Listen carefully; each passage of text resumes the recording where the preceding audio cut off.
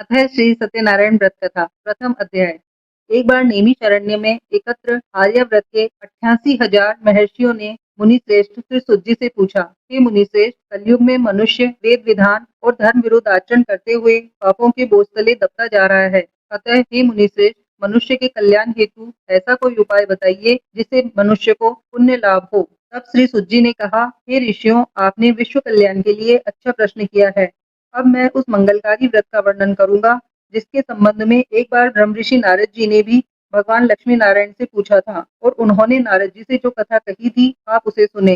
ब्रह्मऋषि नारद जी मानव कल्याण की इच्छा से विभिन्न लोकों का भ्रमण करते हुए पृथ्वीलोक में पहुंचे।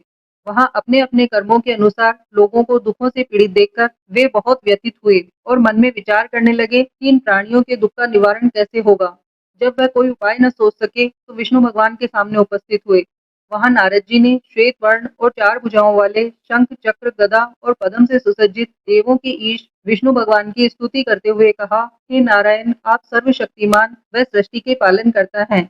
आपका कोई आदि मध्य और अंत नहीं है। आप सृष्टि के कण कण में विद्यमान हैं और अपने भक्तों की मंगल कामनाएं पूरी करने वाले हैं। मैं आपको नमस्कार करता हूँ।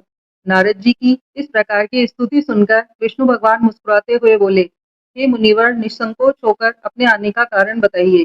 तब नारद जी ने कहा, पृथ्वी लोक के प्राणी अपने अपने कर्मों के अनुसार विभिन्न योनियों में रहते हुए दुखों से पीड़ित हैं। मुझ पर कृपा करके कोई ऐसा उपाय बताइए जिससे उनका दुख नष्ट हो सके। तब विष्णु भगवान ने कहा, हे नारद, अब मैं ऐसे व्रत का वर्णन करने जा रहा हूँ जिसे करने से विश्व के सभी स्त्री पुरुषों को पापों से मुक्ति मिलेगी। निर्धनता नष्ट होने से मनुष्य आनंद पूर्वक जीवन यापन करेगा। श्री सत्यनारायण भगवान के इस व्रत को करने से उसकी सभी मंगल कामनाएं पूरी होंगी।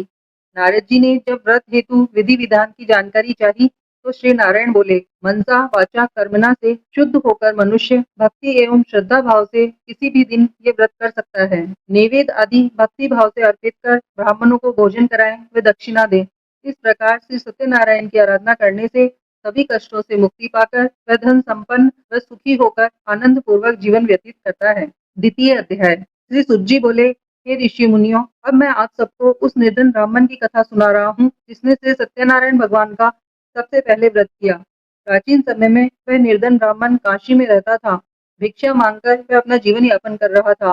ब्राह्मण की दुर्दशा देखकर ब्राह्मणों से प्रेम करने वाले श्री सत्यनारायण भगवान ने एक दिन बूढ़े व्यक्ति का रूप परिवर्तित कर उसके पास जाकर आदर से पूछा, हे ब्राह्मण देवता, तुम इस तरह घर घर भिक्षा मांगकर अनेक कष्टों को सहन करते हुए कैसे जीवन यापन कर रहे हो। दरिद्र ब्राह्मण ने कहा, हे मित्र, आय का कोई साधन न होने के कारण मैं भिक्षा मांगकर अपना जीवन यापन कर रहा हूँ। निर्धन ब्राह्मण की बात सुनकर बूढ़े व्यक्ति ने कहा, हे मित्र, श्री सत्यनारायण भगवान का व्रत करने से सभी कष्टों का निवारण हो जाएगा। श्री सत्यनारायण भगवान की पूजा आराधना करने से तुम्हारी सभी मनोकामनाएं पूरी होंगी और तुम्हारे घर में धन संपत्ति की वर्षा होगी। ब्राह्मण को व्रत करने की विधि बताकर सत्यनारायण भगवान अंतर्ध्यान हो गए। निर्धन ब्राह्मण ने बूढ़े व्यक्ति द्वारा बताए व्रत को करने का निश्चय किया। उस रात उसे नींद नहीं आई। वह व्रत करने के बारे में ही सोचता रहा और रात भर श्री सत्यनारायण भगवान का स्मरण करता रहा। प्रातः उठकर सत्यनारायण भगवान का व्रत करने का निश्चय करता हुआ निर्धन ब्राह्मण भिक्षा मांगने के लिए निकल पड़ा। उस दिन ब्राह्मण को भिक्षा में बहुत धन मिला। घर लौटकर उसने अपने आसपास के लोगों के साथ श्री सत्यनारायण भगवान की पूजा करने व उन्हें व्रत कथा सुनाने के बाद सभी को प्रसाद देकर स्वयं भी प्रसाद ग्रहण किया। कुछ ही दिनों में ब्राह्मण की निर्धनता दूर हो गई। उसके घर में धन धान्य की वर्षा होने लगी। हे श्रेष्ठ मुनियों, अब मैं आपको उन लोगों की भी कथा सुनाता हूँ जिन्होंने उस ब्राह्मण से श्री सत्यनारायण भगवान की व्रत कथा सुनकर ये व्रत किया और उनके कष्ट दूर हुए। धन संपत्ति से संपन्न उस ब्राह्मण ने हर माह नियमित रूप से व्रत करते हुए जब अगले माह श्री सत्यनारायण भगवान का व्रत किया तो उस व्रत में बहुत से बंधु बांधव और मित्र सम्मिलित हुए। उसी समय एक लकड़हारा वहां से गुजरा। उसे बड़ी प्यास लग रही थी, अतः जल पीने की इच्छा से बूढ़े लकड़हारे ने लकड़ियों के गट्ठर को जमीन पर रखा और घर के आंगन में पहुंचकर उस ब्राह्मण से पूछा, हे ब्राह्मण देवता, आप ये किसका पूजन कर रहे हैं? इस व्रत को करने से क्या लाभ होता है? कृपया करके मुझे सब बताइए। बूढ़े लकड़हारे की बात सुनकर उस ब्राह्मण ने कहा, मैं अपने बंधु बांधवों और परिचितों के साथ श्री सत्यनारायण भगवान की पूजा कर रहा हूँ। इस व्रत को करने से श्री सत्यनारायण भगवान की अनुकंपा से निर्धनता नष्ट होती है और संसार के दुखों से मुक्ति मिलती है। ब्राह्मण से इस व्रत का वर्णन सुनकर बूढ़ा लकड़हारा बहुत प्रसन्न हुआ और मन ही मन सत्यनारायण भगवान का व्रत करने का निश्चय किया। चलते हुए लकड़हारे ने मन में सोचा, आज लकड़ियां बेचने से जो धन मिलेगा उस धन से मैं श्री सत्यनारायण भगवान की पूजा करूंगा। ऐसा विचार करने से उस दिन लकड़हारे को लकड़ियों के अधिक रुपए मिले। लकड़हारे ने उन रुपयों से केले, घी, दूध, दही, गेहूं का आटा और शक्कर खरीदा। घर लौटकर लकड़हारे ने देवों की प्रिय काशी नगरी में श्री सत्यनारायण भगवान की पूजा की।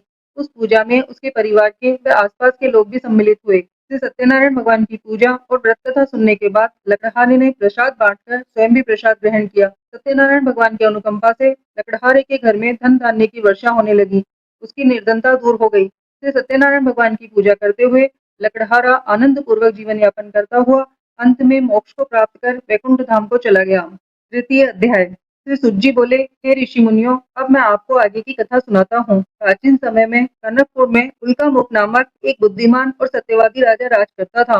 वह प्रतिदिन मंदिर में जाकर श्री सत्यनारायण भगवान की पूजा करता था और निर्धनों को अन्न, वस्त्र और धन दान करता था। उसकी पत्नी सुभद्रा बड़ी सुशील थी। वे दोनों हर महीने श्री सत्यनारायण भगवान का व्रत करते थे। श्री सत्यनारायण की अनुकंपा से उनके महल में धन संपत्ति के भंडार भरे थे। उनकी सारी प्रजा बहुत आनंद से जीवन यापन कर रही थी। एक बार राजा और रानी बहुत से लोगों के साथ जब भद्रशिला नदी के किनारे श्री सत्यनारायण भगवान की पूजा कर रहे थे, तो नदी के किनारे एक बड़ी नाव आकर ठहरी। उस नाव में एक धनी व्यापारी यात्रा कर रहा था। वह बहुत सा धन कमाकर अपने नगर को लौट रहा था। उसका सारा धन उस नाव में रखा हुआ था। नाव से उतरकर व्यापारी राजा के समीप पहुंचा। राजा को पूजा करते देख उसने कहा, हे राजन, आप इन सब लोगों के साथ मिलकर किसकी पूजा कर रहे हैं? इस पूजा को करने से मनुष्य को क्या लाभ होता है? राजा ने व्यापारी से कहा, हम हर पूर्णिमा को सत्यनारायण भगवान का व्रत करते हैं और फिर पूजा अर्चना के बाद भगवान का प्रसाद लोगों को बांटकर स्वयं भी प्रसाद ग्रहण करते हैं। सत्यनारायण भगवान की पूजा से दुखियों के सारे दुख दूर होते हैं।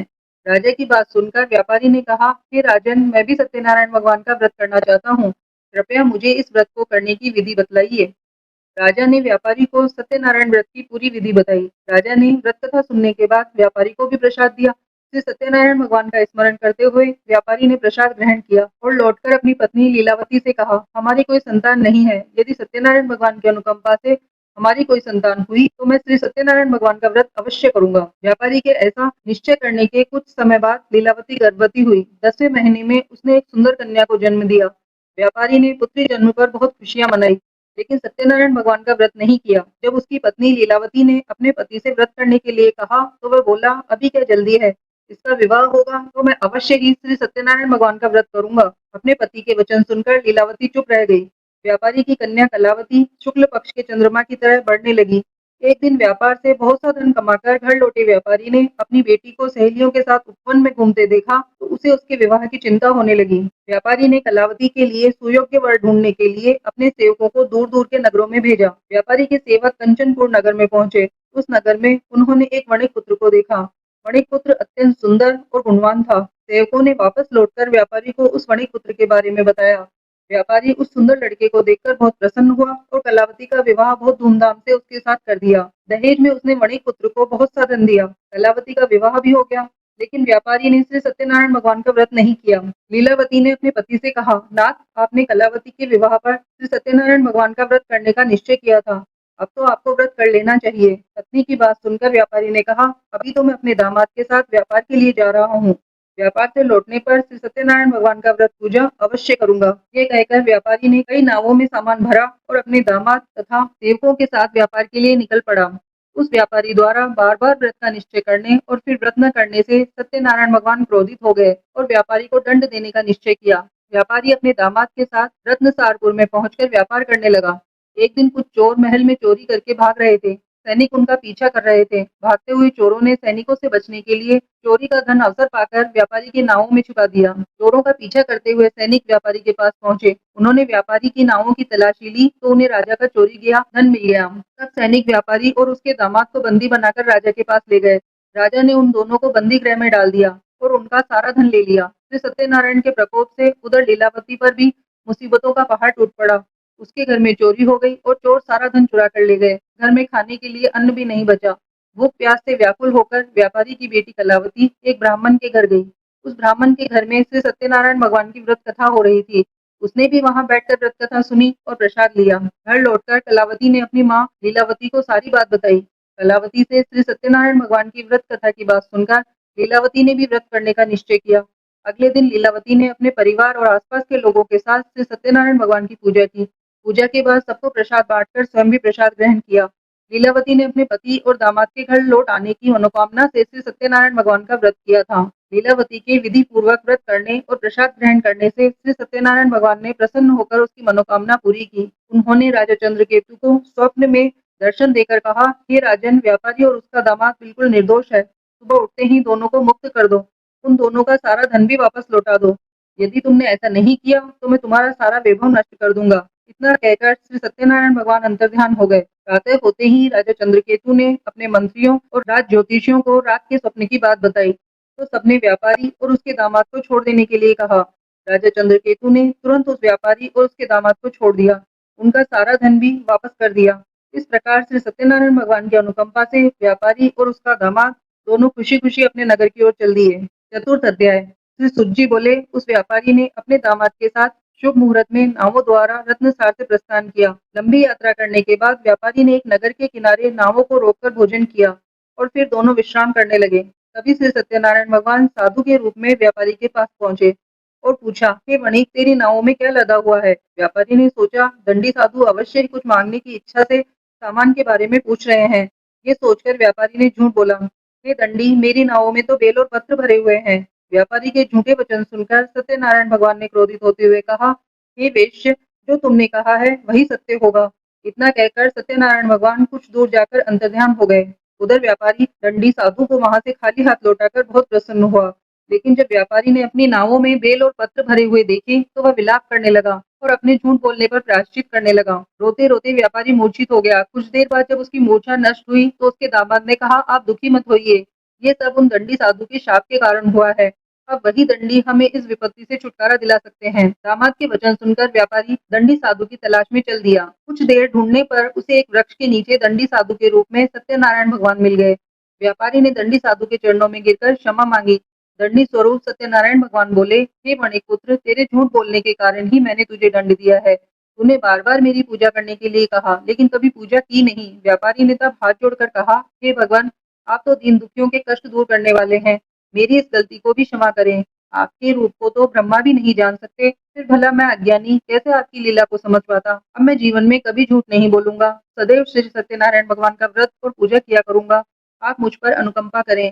व्यापारी की क्षमा याचना सुन दंडी साधु ने उसे क्षमा कर दिया। उसी समय व्यापारी की नाव में भरे हुए बेल और पत्ते धन धान्य में परिवर्तित हो गए।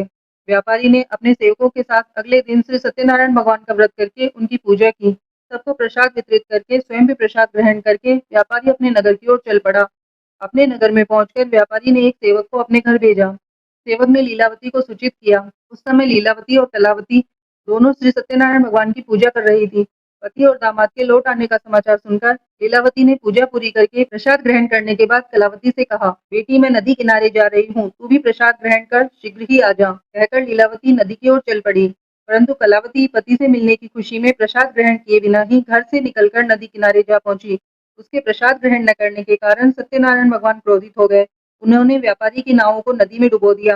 अपने पति को वहां न देख कलावती ने रोना शुरू कर दिया। तब व्यापारी ने कहा, पुत्री, अवश्य ही तुझसे कोई भूल हुई है, इसीलिए सत्यनारायण भगवान ने तुझे दंड दिया है। तब व्यापारी ने सत्यनारायण भगवान से प्रार्थना की, हे भगवान, मेरे परिवार के किसी स्त्री पुरुष से कोई भूल हुई हो तो उसे अवश्य क्षमा कर देना।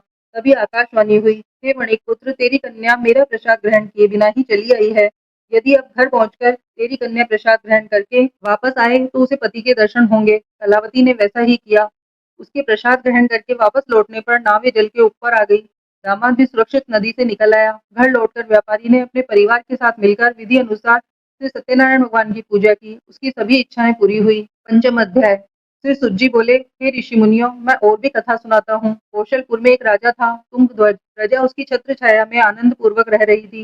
राजा तुंगध्वज अपनी प्रजा के सुख दुख का बहुत ध्यान रखता था, लेकिन एक बार उसने सत्यनारायण भगवान का प्रसाद ग्रहण नहीं किया। तब सभी को चिंताओं से मुक्त करके धन संपत्ति से भंडार भरकर प्राणियों को जीवन के सभी सुख देने वाले श्री सत्यनारायण भगवान ने राजा को प्रसाद ग्रहण न करने का दंड दिया। एक दिन राजा तुंगध्वज जंगल में हिंसक पशुओं का शिकार करने निकला था। शिकार का पीछा करते हुए वह अपने सैनिकों से अलग हो गया और देर तक हिंसक जानवरों का शिकार किया। अतः कुछ देर विश्राम करने के लिए वह एक वृक्ष के नीचे बैठ गया। समीप ही कुछ चरवाहे श्री सत्यनारायण भगवान की पूजा कर रहे थे। राजा ने उनके पास से गुजरते हुए सत्यनारायण भगवान को नमस्कार नहीं किया। चरवाहों ने राजा को पूजा के बाद प्रसाद दिया तो राजा ने प्रसाद भी ग्रहण नहीं किया और घोड़े पर सवार हो अपने नगर की ओर चल दिया।